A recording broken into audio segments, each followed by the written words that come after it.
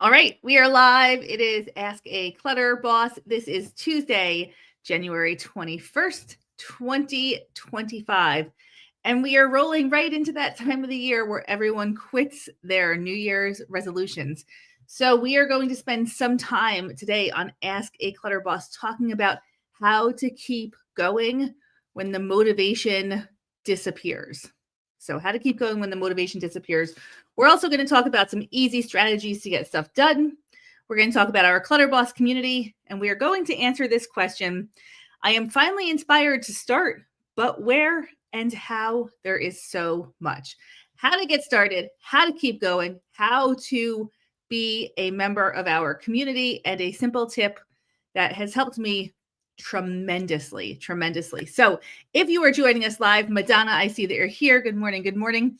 If you're joining us live, say hello in the comments. If you're watching on replay, give us a hashtag replay. Go ahead and like and subscribe to our channel. And just a little side note. Well, okay. Well, let's dive right in. We'll just dive right in. We'll save that side note for later. I see a lot more people here. Good morning. Good morning, everyone. I know it's crazy weather times. There's snow in Texas. It's freezing cold where I live. You just want to cozy up and be inside. And full disclosure, I am wearing sweatpants on the bottom because I needed cozy today and comfortable. So that is how we roll around here. Make it work for you. And a lot of decluttering is making it work for you. So let's start with this question here. I'm finally inspired to start, but where and how there is so much. So if you are a longtime viewer of Ask a Clutter Boss, you will know that I personally believe that the best place to start is really a personal decision. Like nobody can tell you your best place to start because we want to start with emotionally easy, and not just emotionally easy. We want to start across the board with easy. Easy is the word. So we have been told or taught, or we have this idea that decluttering is kind of like a one and done. It's something you put aside a whole weekend and you just get it done. We've been specifically told by other professional organizers that there's an order to go when you declutter, starting with your clothing and then your books. Oh my gosh, this could not be further from the truth. In reality, a lot of people are emotionally attached to their clothing or have cluttered emotions around their clothing, especially women. So how many people in the comments, let me know, do you struggle with decisions about what to let go of when it comes to your clothing because you're keeping a bigger size, a smaller size, a shirt that you wore to an event and you remember that event and that shirt reminds you of that event? If you have these emotional attachments, or if you have these complicated relationships with your stuff, like we always do with clothing, it is going to be so hard to start decluttering there. And then there's this idea that we have to clean out our whole entire closet, pile it up on our bed, clean out our dressers, get all of your clothing together to see it all at once. And guess what happens to so many people that we work with when they do this? And I think you probably know, let me know in the comments, but it is so much work to go through that much stuff that you end up in the evening with a bed full of stuff and you've not finished your project. And then you have to shove the stuff onto the floor, put it into baskets, shuffle it. You have to shuffle it aside so you can sleep in your bed, or you end up sleeping on the couch or someplace else. It's a nightmare. And then it's so hard to get that done. All of this to say that you have to figure out the best way to declutter that works right for you. And you need to make it as easy as humanly possible, especially in the beginning, or if you're restarting, or if you're feeling low motivation. Go with easy, easy, easy, easy. Decluttering is really a chore. So we think of chores like doing the dishes, doing the laundry, that type of stuff. Well, if you're bringing stuff into your house pretty regularly, you need to be removing stuff from your house pretty regularly. That's a chore. This is a 2025 chore. Everyone needs to be moving stuff out of their house. if you're moving stuff into your house pretty regularly. So we want to strengthen our decluttering muscle so it's not overwhelming and it's just a routine thing that we do every day or every couple of days. You open up your drawer, it's a little cluttered. You just spend like 10 or 15 minutes decluttering it. No big deal. But to get to that no big deal point, you have to work through a lot of stuff. And so make it easy for yourself. What can you make fast and easy and no regret decisions? No regret decisions on. What can you get through in 5 minutes or 10 minutes or 15 minutes? We don't need to set aside a whole entire day unless you want to do that, right? But if you know that that's going to just end up overwhelming you, go through your sock drawer, go through, if expiration dates are a good like decider for you, like you can look at an expiration date and say, oh, it's expired, I'm done with that. I mean, that's not the case for everyone, but if that's you, then go through your pantry, go through your cosmetics. Old cosmetics are actually gross. If you look on the internet at pictures of what's growing on your old cosmetics, you'll never want to wear them again. Get rid of old cosmetics. Like easy decisions. And there's lots of easy decisions if you look. I think we also harbor this illusion that decluttering is only donating. Decluttering is also removing trash from your house. So if that's where your focus is in the beginning, just on removing trash, that's okay. Get all the garbage and get it out.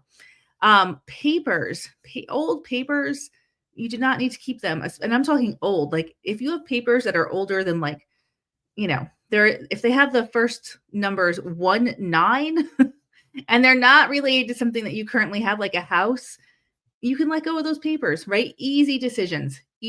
So we're searching for emotionally easy and just something you can move out really quickly. Now, another way to free up some space quickly in your house when you're getting started is to remove something big. Now, you may or may not have the ability to move something big, but if you do, that is another good starting point because it frees up a lot of space at once. So visually, it feels like you've accomplished a lot. So if you have a giant tote in the middle of your living room or shoved into the corner, and you can easily get rid of that, get rid of that. If you have an X piece of exercise equipment you're not using, you've been meaning to sell it, list it, sell it, or let it go for free. If you have an old couch that you've been meaning to get rid of, like take care of that. That is a big thing that is going to free up a lot of space and make you feel good. And it probably just requires a few steps. So it might not be as easy as going through something small, but it has a big payout. So there's that strategy works also.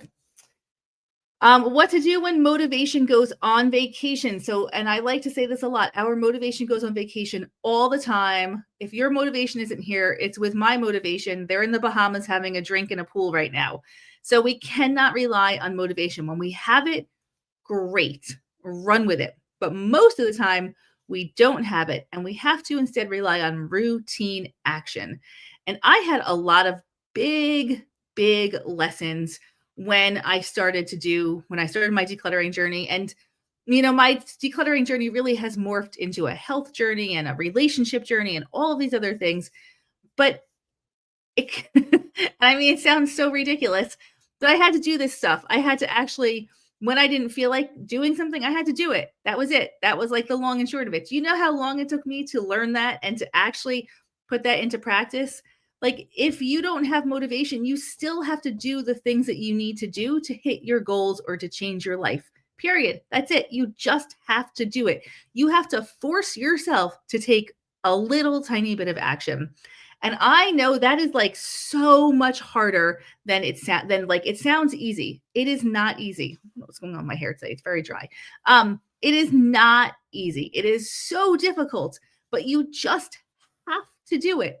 You have to do it. There is a Buddhist saying, no change equals no change. If you don't take action and change what you've done in the past, you're going to have no different outcome than you've had in the past. No change equals no change. You have to actually make yourself do the things that you know you need to do. Now, you don't have to do them for hours. You don't have to make it complicated, but you have to take a little bit of action on a regular basis to start to see change. And you can. We all can. With the supportive community and listening to things that motivate you.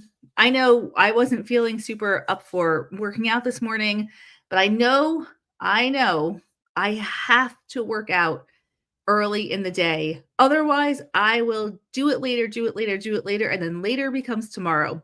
And that is not helping me at all. And it is something I struggle with and have struggled with for 3 years now, but I'm getting so much better at it. So I gave myself 5 minutes to look on Instagram for something to motivate me. And then immediately in my feed, I posted it actually, I reshared it to my story, but immediately in my feed, there was a little reel that was very motivating for me. And I got off my butt and I went downstairs and I did my lifting. You have to force yourself to do these things. Little things. We're not talking about crazy things. Little things every single day if you want to see change in your life.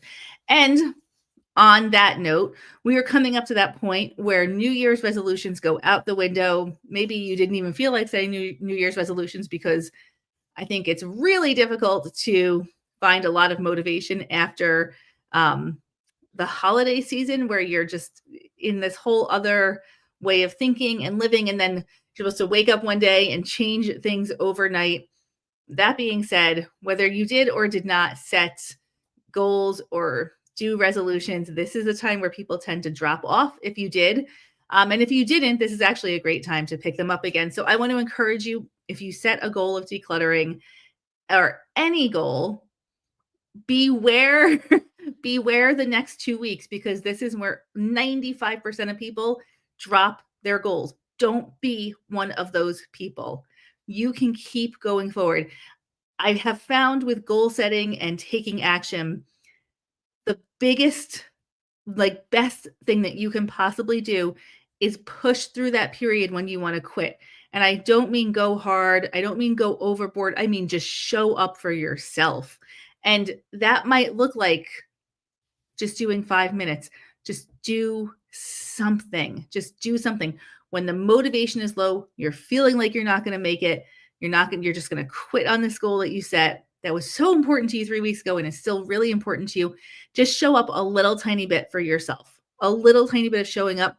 Get through that emotion of wanting to quit. And it might take a couple of days. It might take a week or two. But if you are showing up for yourself every single day, you will get through that sticky point and you will be stronger on the other side of it. Just do it. Okay.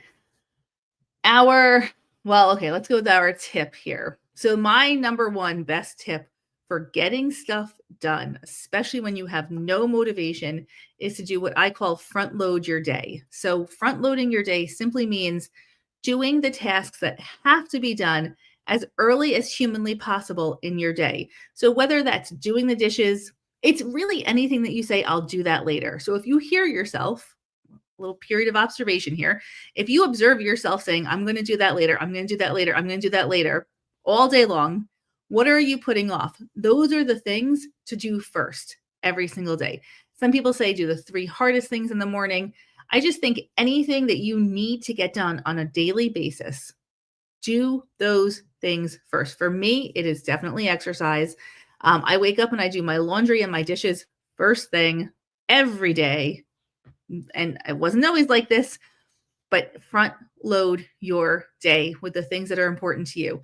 Now, if you get up and you go right to work, can you find a little window in there? Can you get up a little bit earlier? Or can you front load your day the second that you walk in the house after work? Just don't give yourself the opportunity to push things off. Front load your day. The sooner you get this stuff done, the better you're going to feel. And then you can get into sweatpants like I did today and just be comfortable and not have this hanging over your head that you still have to do it all day long. That emotional weight is so heavy. You deserve better. You deserve better, and you can make this change. All right. And then to kind of wrap up here, we have an incredibly large and incredibly supportive free community on Facebook called It's All Clutter. So this is our free community group. It's All Clutter. It right now it's been growing like crazy the last couple of days or weeks here. We have 20,500 people in there. So big community group. If you are new to Clutter Boss and It's All Clutter, I just want to take a second and talk about how incredible this community is and how to be a part of our community, what our culture is. So It's All Clutter is a supportive, judgment-free community. We accept anyone who can be judgment-free and supportive to other people. We don't care how long you have had clutter. We don't care how much clutter you have. We don't care what your political views are, and we'd actually rather not hear them at all.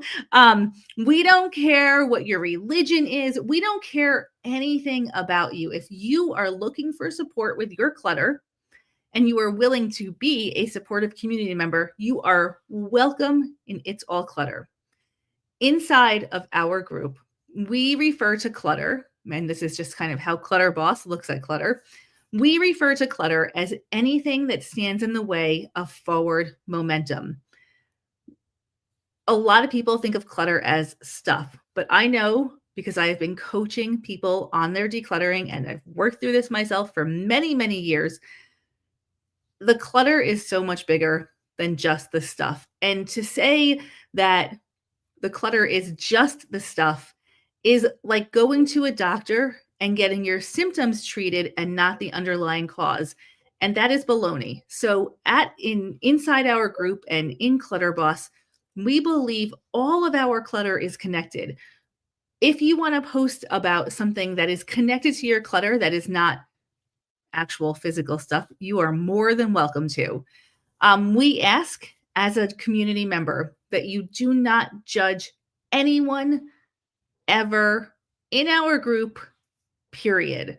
That means when you post a comment, you don't tell people what they should or should not do, because that is a coach's job. You just maybe share a similar experience. You offer love and kindness. You let other people know that they are not alone and that they are seen and heard inside of our group. That is how we work in It's All Clutter. We like to think that we have the best, most supportive community on the internet, and that is because of all the people who are in It's All Clutter. Thank you so much. And if you're new to It's All Clutter, I know a lot of other decluttering groups are like an open forum for people telling other people what to do, maybe being a little judgy. That is not what this is at all. The group is monitored by our coaches. We will reach out to group members and offer support. It is a different type of community. So if you're not there, definitely join. And if you are there, thank you for understanding our culture and our guidelines and being a part of something that is a little bit different than what we have seen before. We say that community crushes clutter because to know that you're not alone and to have a supportive group behind you. A lot of people who are struggling with a lot of clutter in their homes have difficult relationships with whoever they're living with because of the clutter. It's not like it's always difficult, but the clutter undermines the relationship. And oftentimes we were never taught how to have appropriate relationships with stuff. And a lot of people don't recognize how complicated clutter and decluttering is. So it is never okay to take someone else's stuff and throw it out. But our very well-intentioned family members often give that as a solution. I'll just throw it out for you. No, that's not how we do this. Or they may shame you or make you feel bad about your clutter situation. I'm just saying a lot of times we don't have tons of support at home when it comes to decluttering. And if you do, that is such a blessing. That is really such a blessing. So our Facebook group exists to fill that void because it is so important to know your journey is your own. Making little tiny baby steps moving forward is huge, and we are cheering for you. That makes such a big difference. Community crushes clutter, and that is the whole context of our Facebook group. In addition to that, we have a recurring program, Clutter Bootcamp. It happens once every 4 to 6-ish weeks. Clutter Bootcamp is the starting point, and it's also your low motivation point. If you're back, you need like back to basics, go to Clutter Bootcamp. It's 5 days, 5 lessons. It is an incredible program that gets you moving forward in our community setting with lessons and coaching. That's a great place to start. The next one is in mid-February. You can sign up now. That's a kind of a recurring thing that you're going to see in It's All Clutter. And then you'll also hear conversation about some of our other weekly events. But that's the long and short of it. I just wanted to take an opportunity and reintroduce and explain what It's All Clutter is, because we have so many new people. So thank you for being here. Thank you for trying something a little different. And thank you for holding yourself to the highest standards when you're in our community, because that is what makes such a huge difference. All right, I've been talking on here for a long time. I will go ahead and wrap up. If you have any questions for next week for It's Ask a Clutter Boss, go ahead, pop them in the comments, pop them into our Facebook group. And I look forward to seeing you then. Madonna, Clutter Bootcamp does have the same content, generally speaking, every time we run the program. The coaches mix it up sometimes, but I think we have a pretty set for the next couple of months. We're pretty set with the coaches that we've had. The thing that makes Clutter Bootcamp, well, I will say this. Every time you do a Clutter Bootcamp, you hear the information a little bit differently, or you pick up on something that you didn't pick up on before because you're at a different point in your decluttering journey. And every Clutter Bootcamp is unique in the sense of the people who are in it. So the community changes, and that changes the feel of each one. We have had people, we've been doing Clutter Bootcamp since February of 2020, so 5 years now.